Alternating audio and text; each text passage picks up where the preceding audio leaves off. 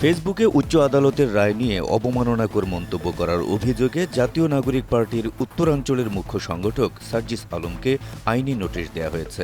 শনিবার সুপ্রিম কোর্টের আইনজীবী মোহাম্মদ জসিমউদ্দিন এ নোটিশ দেন। নোটিশে সুপ্রিম কোর্টের রেজিস্ট্রার জেনারেলের মাধ্যমে প্রধান বিচারপতির কাছে লিখিত নিঃশর্ত ক্ষমা চাইতে বলা হয়েছে সার্জিস আলমকে। শুধু তাই নয়, সংবাদ সম্মেলন করে 2 ঘণ্টার মধ্যে দেশের জনগণের কাছে ক্ষমা চাইতেও বলা হয়। তা না হলে সার্জিস আলমের বিরুদ্ধে আদালত অবমাননার মামলা করবেন বলেও জানান আইনজীবী মোহাম্মদ জসিম।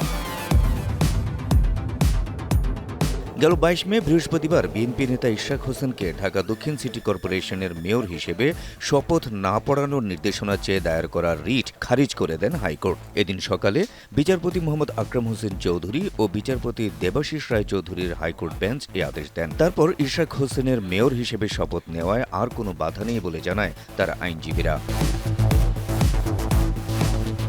ওইদিন বেলা 11:49 এনসিপি নেতা সার্জিস আলম তার নিজের ভেরিফাইড ফেসবুক অ্যাকাউন্টে একটি পোস্ট দেন। সেখানে তিনি লিখেন, মব তৈরি করে যদি হাইকোর্টের রায় নেওয়া যায় তাহলে এই হাইকোর্টের দরকার কি?